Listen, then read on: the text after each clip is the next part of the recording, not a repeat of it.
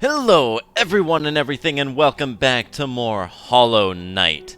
In the last episode, we finished both the White Palace and the Grim Troop DLC, finishing off pretty much everything both locations and things had to offer us. In this episode, just as I promised, we're going to be heading back to the Junk Pit, and so back to Godhome. In all honesty, I have no idea if it's more efficient to go to the King's Station or the city storerooms in order to get here quicker. It feels like it's probably about the same. And back again. We already heard what she had to say. Let's go back on in. Good to be back in the beautiful Golden Land. Now, last time, the order we did things was we took the challenge of the Pantheon first, and then went over all of the individual bosses down in the Hall of Gods. This time, I'm going to do that in the reverse order. So instead of taking on this Pantheon, we're gonna unlock this Pantheon and take it on for— No, just kidding. We're gonna go down to the Hall of Gods and practice up. But before we dive headfirst right into those, I have to draw attention to the fact that since last time we were here— oh yeah, we got Salubra's blessing. Anyway, since last time we were here, we obtained the final charm notch, putting us at the maximum of 11, which is a pretty big deal because now we can start thinking about what our essential and core charm set is going to be. There's pretty much no question that you should be using strength. There's almost no reason not to use this. It increases your power by 50%, which is going to make every single boss fight get over with way faster. As long as we're talking about increased damage, you should almost also always be using Shaman Stone. This is a huge boost in power to all of these spells. So between these two, you are going to be drastically reducing the amount of time you need to spend fighting any individual boss. And that is going to be a huge boon as far as having an easier time fighting them. Past that, though, it's really going— those last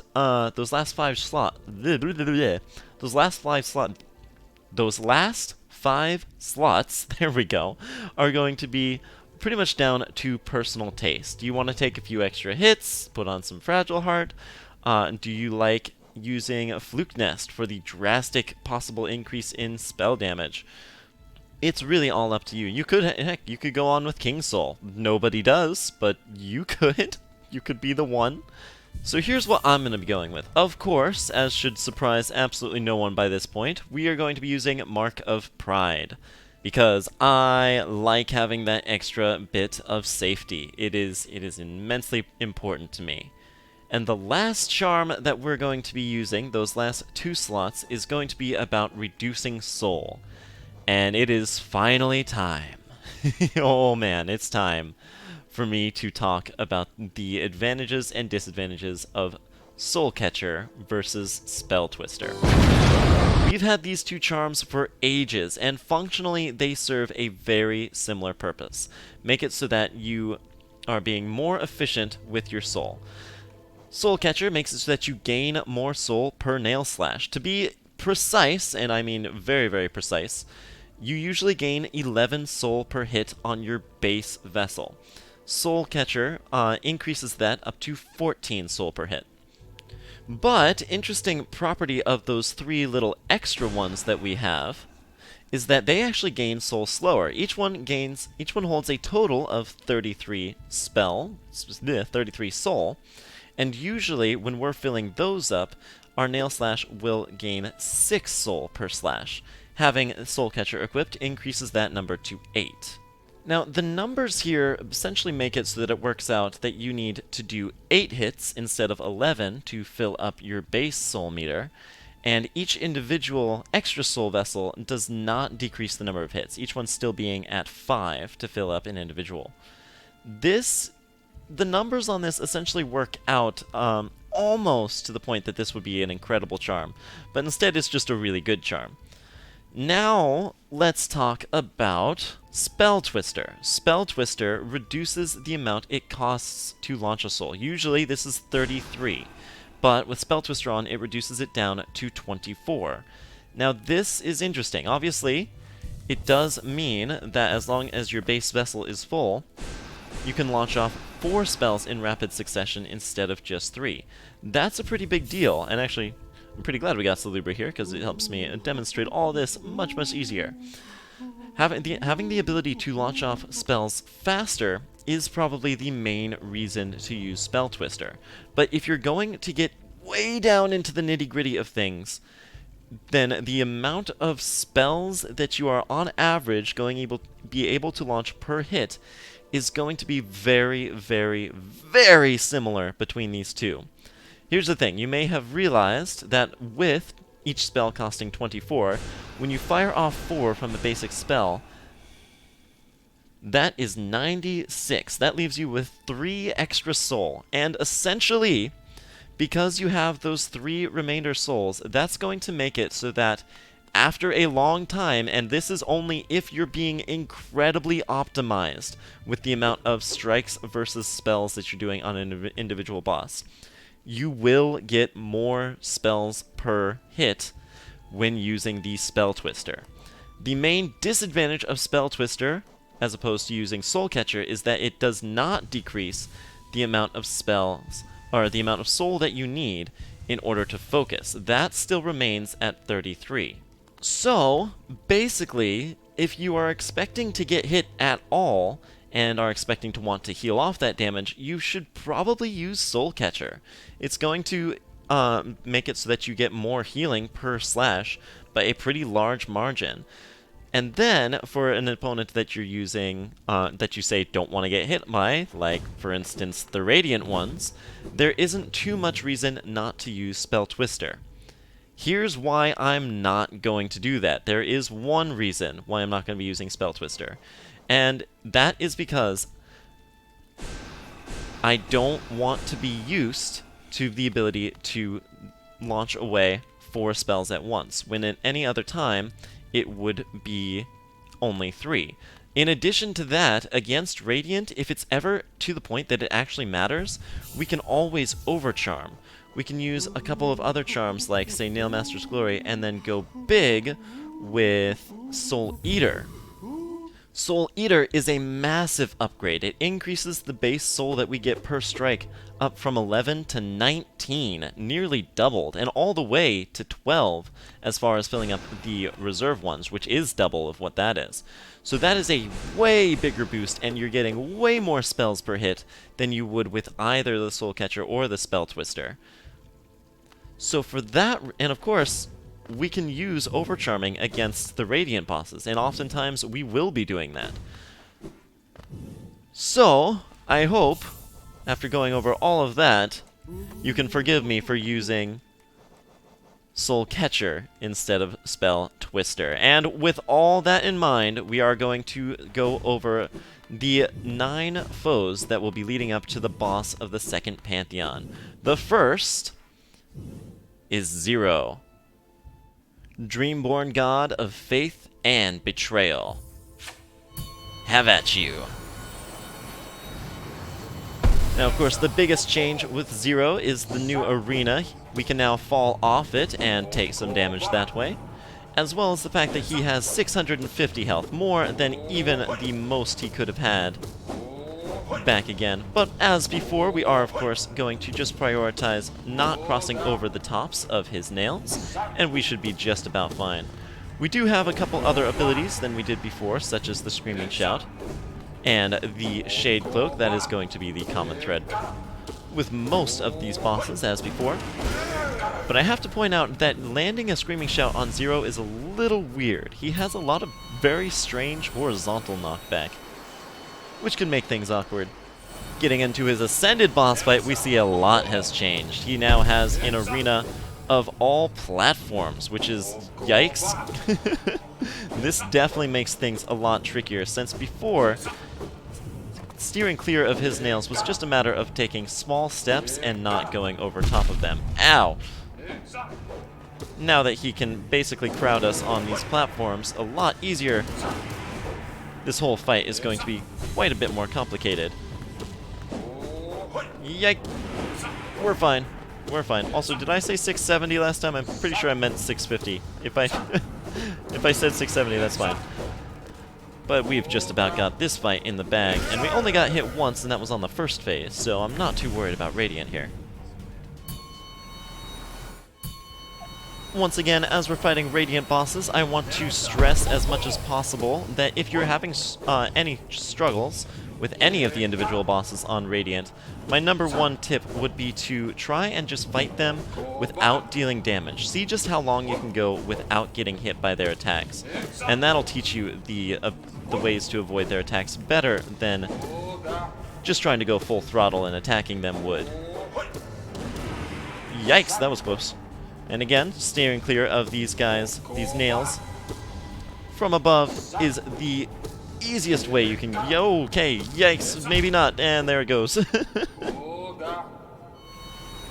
Fighting a boss when they kill you in one hit is never going to be easy. Even the easiest bosses, being able to take you down from full health to 0 is a pretty hefty thing to overcome. I'm not too worried about that. And again, if things ever get tight, we can always switch to our Overcharmed set. There are some bosses who are much easier to fight with certain things. And I do want to point out that we have a lot more charms at our disposal than we did before. Oh, shoot. Once again, it's not his attacks, it's falling down that causes the biggest threat. Now that we're fighting on Radiant, I do also really want to draw special attention to the Grubberfly's Elegy charm, a charm which you only get its bonus when at full health. Of course, in a Radiant fight, there is literally never going to be a point when you're not at full health, so if you want to use those extra ranged slashes, go wild. Okay, jeez, I keep losing my footing. It's not going to help my platforming ability at all, but we might as well go in with Soul Eater. And as long as I have this opportunity, I'm going to go ahead and show off too. Even if you go into these fights with full soul, with the help of Salubra, you still enter the fight on empty. It wants to make sure that you can beat the fight dry, no cheesing it the same way we did, say, with, way you could have with Grim. Every fight in here requires you to build up any soul that you plan on using yourself. But that's okay. Another tip I can definitely offer with this fight is to try and stay on the central platform if things ever get tight. He says immediately leaving the central platform. That's fine. Now this is one fight where using the Desolate Dark, or Desolate Dark, Descending Dark is not going to be too handy-dandy. Because even though you can use it to dodge some attacks, the attacks come by one after another. And the hitbox on it, despite how tall it is not going to be too consistent at taking him down from below. There we go. One down.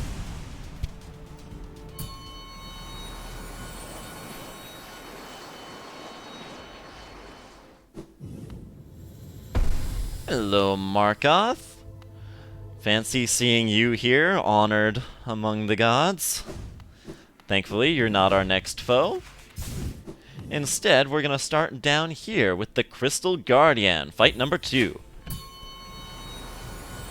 And I am still overcharmed, that's okay.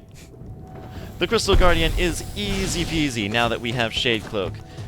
He is actually quite effortless, I would say, since he's so small that dashing through him is no problem whatsoever. That was it.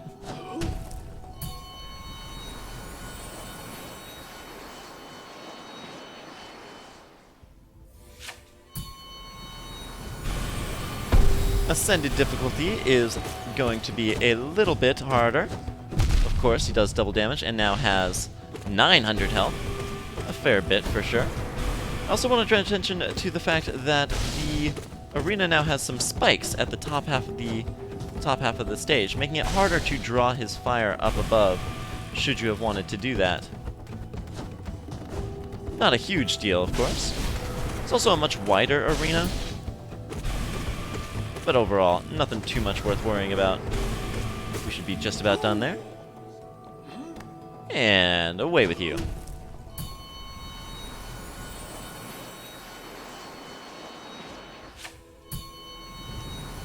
Moving on to Radiant, this is a great fight to use Quick Slash against if you're having some struggles.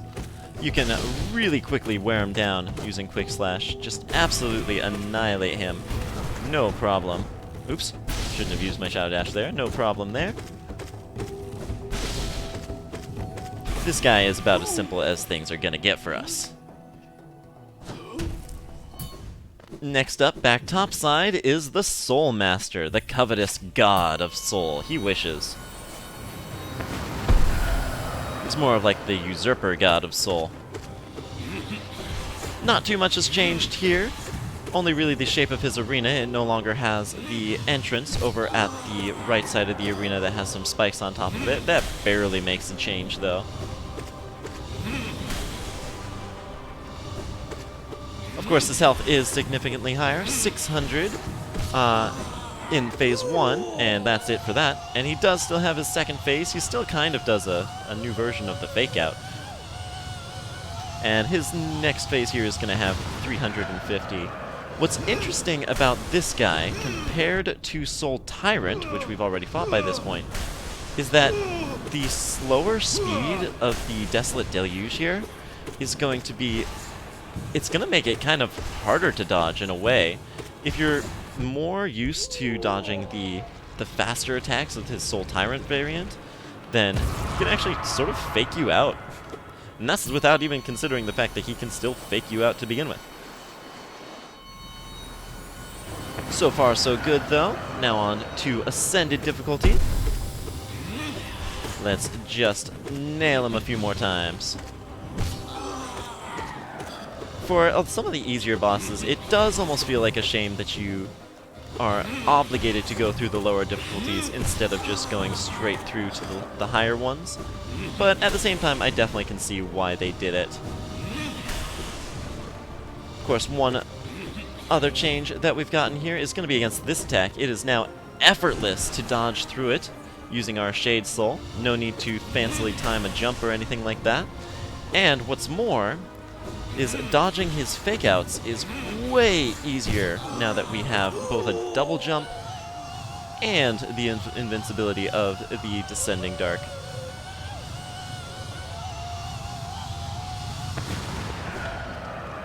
One thing that's like slightly amusing about this fight is that during that thing where he glitches all around the screen, I guess glitches, teleports isn't all around the screen, the God Seeker back there will actually watch him. And her head kind of goes just a little bit crazy. Just be like, yep, he's over there, over there, over there. And like, maybe there's something to her if she can really track him that well. Of course, he has 600 HP on this second phase here in this fight, which does make it a little harder to one-cycle him. But that's it for that. And I did that without getting hit, so hopefully, hopefully Radiant goes just as well.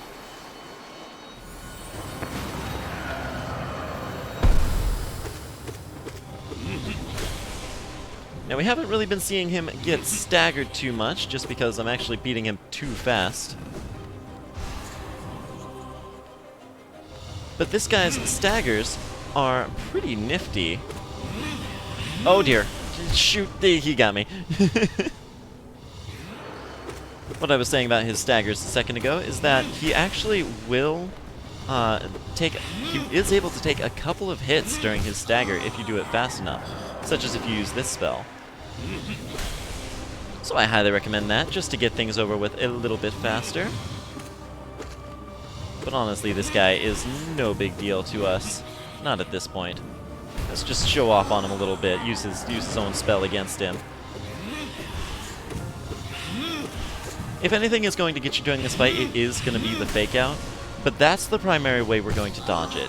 When you see him spawn above you, dash to the side, jump, dash back, or double jump, and then use whichever aerial maneuver you didn't use in the first place. Sort of like a zigzag pattern. That should help you evade, no problem. Once again, with this attack, you can get in some cheeky little slashes while he's going about his business here. And that's a pretty fast way you can get him down through this last phase. You'll know you're hitting him when you see the orange splashes. Oh dear, that's fine. And again, the fact that he can fake you out during this, but the Tyrant can't, is a very strange little difficulty nerf on the Tyrant. But there we go. Not a big deal at all.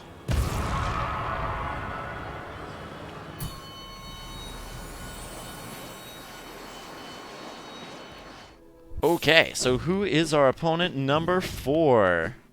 Back down at the lower floor, it's it's the Blobbles. Alright, well, attuned. So far, so good. They're not too different. They do have pretty similar HP scaling mechanics to what they did before. And as ever, making sure that you're getting multiple of them in your big soul hits is going to be the best way to deal with the multiple HP. Try and herd them like I've just completely failed to do, and you should be able to wrap this up no problem. Okay, we just got the entry for those guys. Might as well read that when we're done here. All the better to forestall the inevitable. There we go. Only took 5 hits. Yeah, not bad. Let's see, yeah, the Blobbles, right? Everyone wants to know what the entry says and not see me fight them on higher difficulties. Having a mate by your side, one that will never leave you until death. Strange. No mate has ever come forth to stay by my side. The life of a lone wolf for us, my friend. Now on to Ascended. Now their health works a little bit differently. They can still heal up to 200 health, just as they could in the Attuned fight, but now, whichever remains will not gain, any health, any maximum health. Their max health is still locked at 750, which is merciful, I would say. 750 is still a whole lot to take down. So hopefully that's not too much of a problem, but 1,500 is still an awful lot to deal with. And so all we're gonna need to do is heal smartly here, and that's gonna carry us through the Attuned fight. But hopefully by now you're seeing why I am very worried about this particular foe.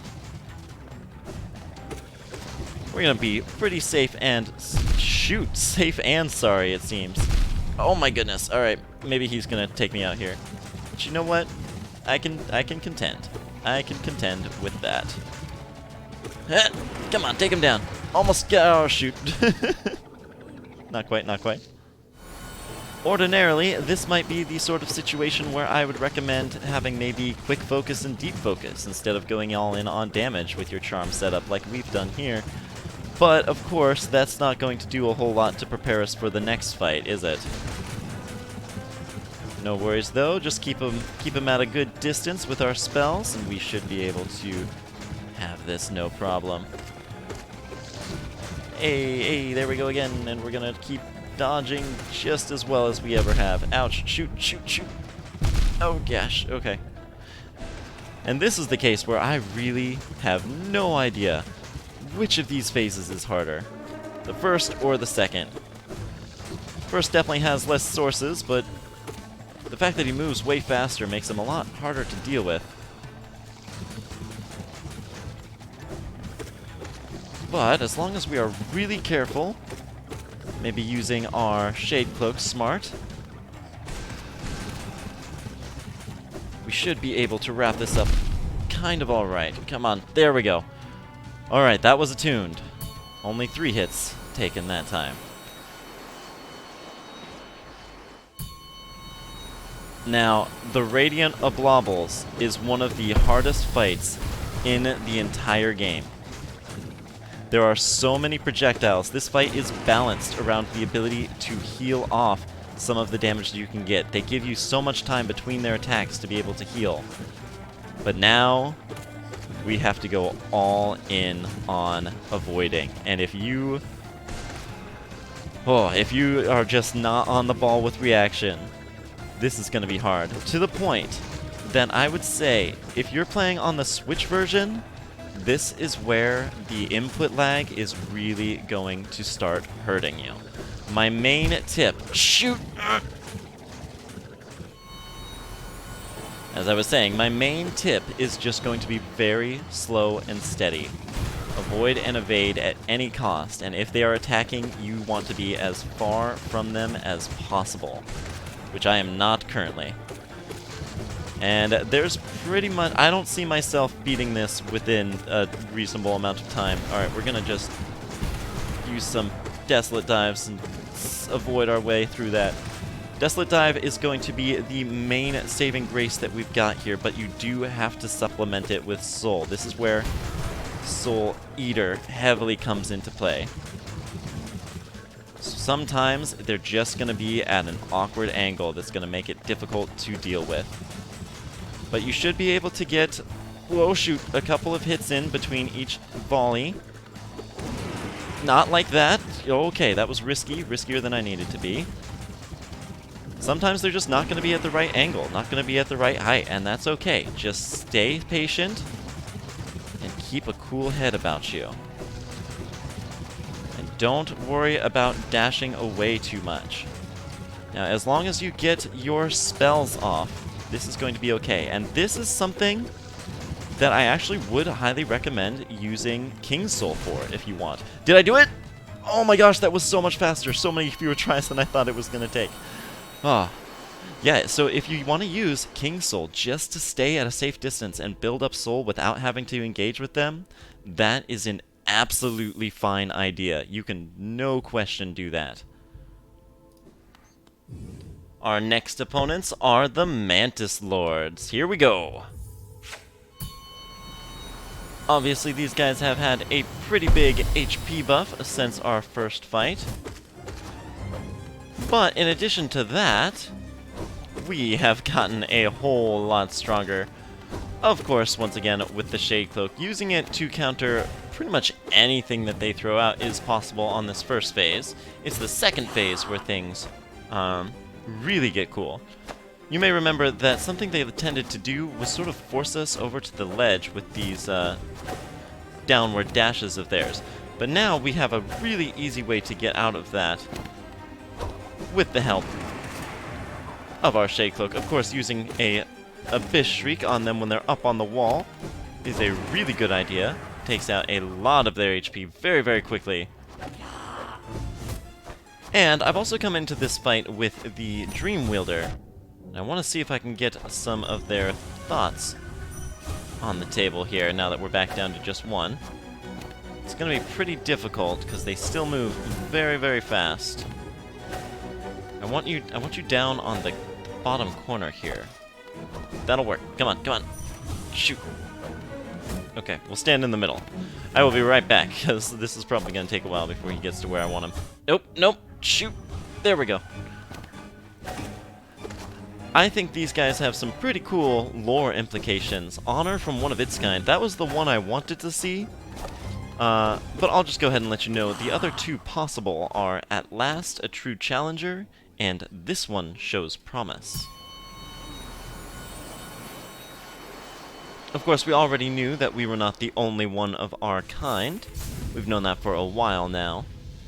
But it's cool to think that maybe others like me, others like the Broken Vessel, may have come across them in their journey as well. I wonder how they fared in combat. Going in against their Ascended form, things change a little bit significantly, now that the subsequent two Mantis Lords actually have more HP than the first. It makes it so that the second phase of the fight is going to last a lot longer than the first. But that's all just as well, because I still love this fight to death. This is one of the absolute best ones there is. Let's go ahead and take this brief moment to heal up and prepare for the real fight. I just love how fast-paced it is. Every single movement feels like a dance. I don't know why I did that. I thought they were going to come in above me. Oh, again! You guys are messing this whole thing up for me. Don't use your Shade Cloak too liberally. You probably want to use it whenever you're at the edge of the stage in order to safely make your way back. But other than that, not too many differences here or there. Ooh, I love that. Always love that. Now, we obviously couldn't have possibly had the Mark of Pride the first time we fought these guys, because it was our reward for beating them. But it makes everything in this fight even easier and even more fluid. And I am none too worried about facing them on Radiant difficulty. Let's bring it on. It was kind of fun discovering how fun, just how good this song punctuates sped up footage.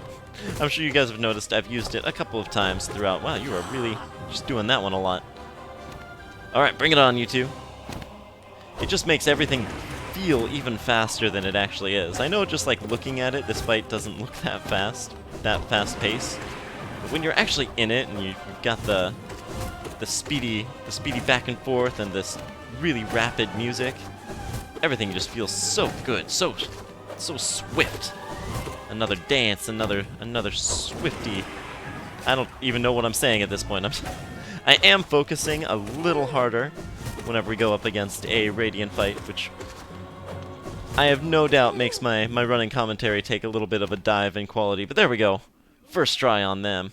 Another bow in response. Honor among honor.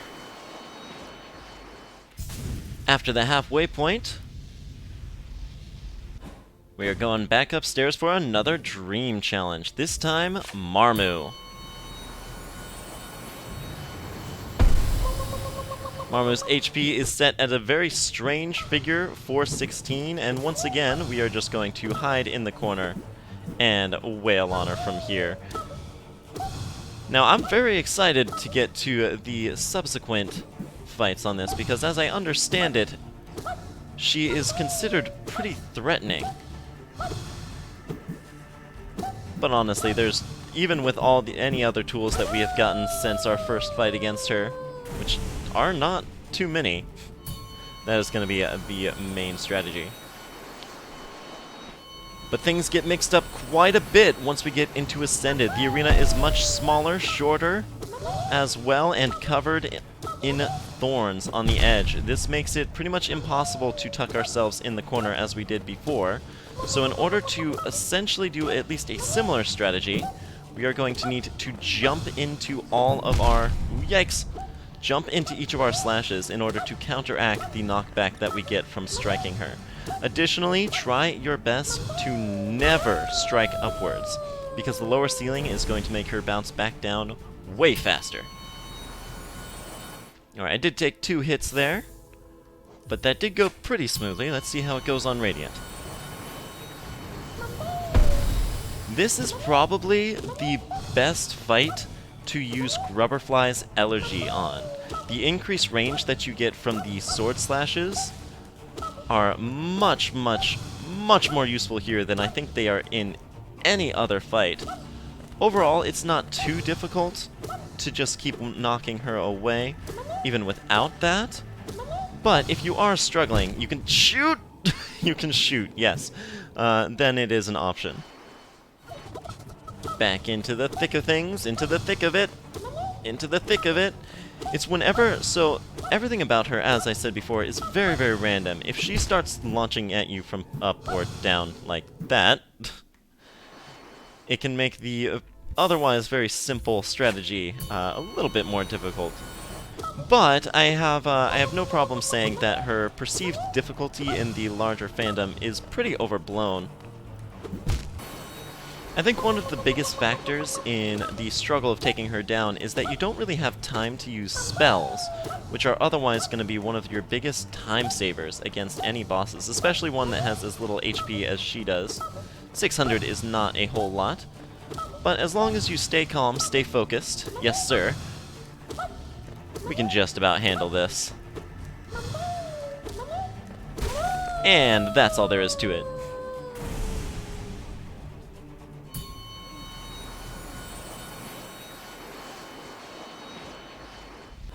Back on the lower level, our next foe is Nosk. Honestly, the best part about this rematch is the fact that we have Abyss Shriek. It is an extremely powerful tool to use whenever we are down below here. Just watch this. Oh, maybe. Never mind. Don't watch that. That was embarrassing. Okay, try again, Wah-pa-pa-pa-pa! Yeah! That's gonna make the cheesy strategy that we used before go much, much faster. But there's really no excuse not to, or no reason not to use that on at least the attuned difficulty here. Very, very safe, very simple. Oop. Got hit once, but that all around that bodes quite well for our subsequent fights. Here's the issue. Nosk's Ascended and Radiant difficulties get rid of the central little raised platform. This makes this entire fight very difficult to cheese. He is a much, much more presentable threat now that we do not have a super easy, simple spot to hide from his infectious outburst. You are basically going to have to use the central one. It's not so bad. You do have the option of using a Descending Dark if things look tight. And on top of that, we also have the Shade Cloak. I'll try and use this, show off the best way you can use that here in a second. Yep, right there. You can just dash through them as they're sliding back and forth, or as they are going across the screen. Not too bad. So those are, you have some various options, but overall, quite a bit of a difficulty spike going from the base fight to that one. And now let's see if we can do it without getting hit. Once again, this is the kind of fight where equipping Soul Eater and using as many spells as possible is going to be a really good strategy.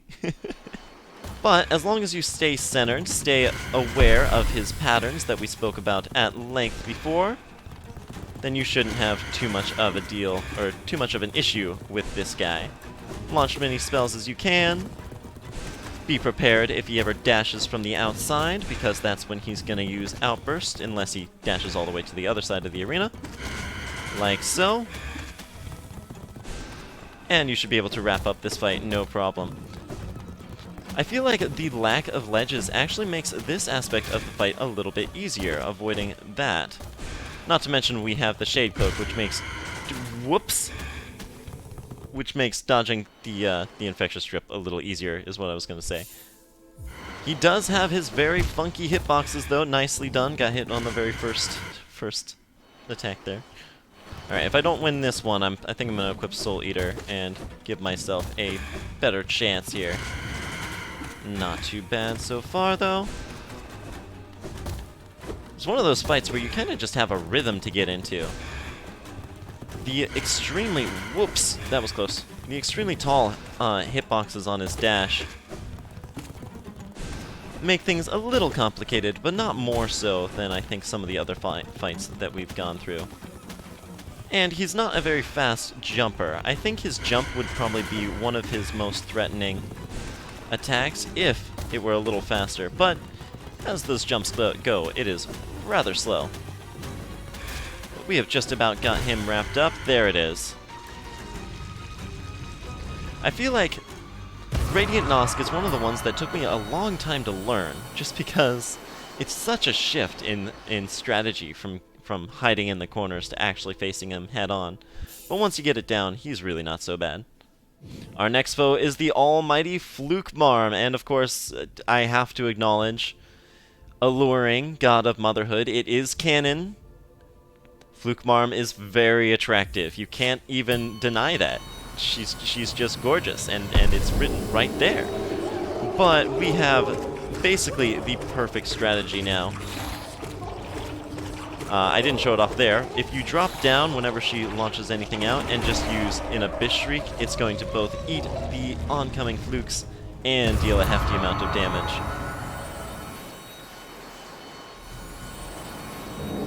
For some reason, this fight's also missing the platform that's supposed to be right here. And on top of that, ouch, the first, I want to say 6 flukes that she sends out are a little bit stronger. They have enough health to withstand even our attacks boosted by the fragile or unbreakable strength. So, on these fights, I recommend just biding your time a little bit and not going full-on aggressive until you've taken care of those first six flukies. Especially on Radiant, if anything in this fight is going to hit you, it's going to be those first 6 flukies, so just build up some soul and wail on them with some Abyss Shrieks. Oh shoot, that didn't quite work.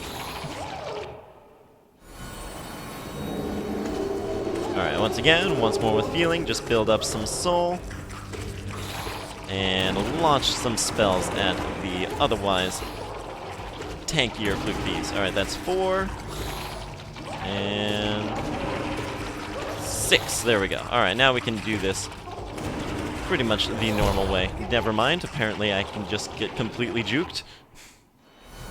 Come on, this is Fluke Marm. The first 6 foes coming out, that is a bit of a difficult curveball, but it shouldn't be. It shouldn't make it take this much longer. Come on. We're just gonna do this a little bit slower now. Alright, that should be the last of the strong ones. Oh, and that was it. Alright. Not so bad. And the last foe we're going to take on today is the Broken Vessel.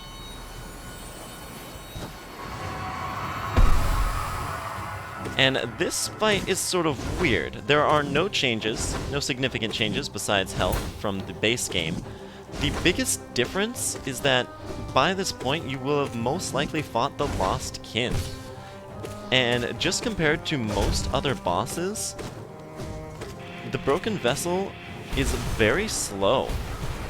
Oop, that was that. Alright, not too bad. Yeah, the Broken Vessel is very, very slow.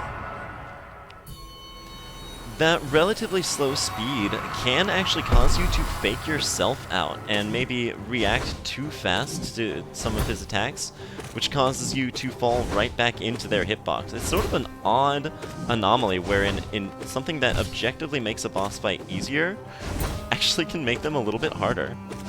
But overall, the only really big difference from last time is the fact that we now have Desolate Dark instead of Desolate Dive, which has a lot more invincibility frames, which makes it even easier to get through that entire outbreak attack, no problem. And that was only Ascended, but we did do it without getting hit, which means I'm very confident in our chances against the Radiant fight.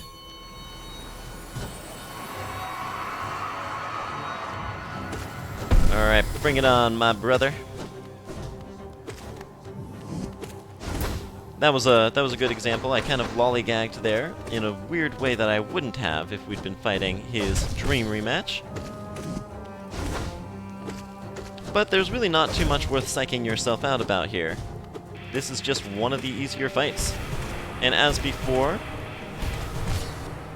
the difficulty that may be added by summoning some balloons, which we didn't even see, is easily counteracted by how easy it is to stagger him and get him to use his outbreak attack. But that was it for that. We have now beaten every boss except for the final boss of our next Pantheon. And if we look over here, we are making some really good progress on getting those Radiant Sigils on all the bosses down here. This is going quite smoothly. Honestly, a little smoother than I was anticipating. But that is going to do it for this episode. In the next one, we are absolutely going to go ahead and take on the second Pantheon. We are more than prepared, I would say. See you guys then.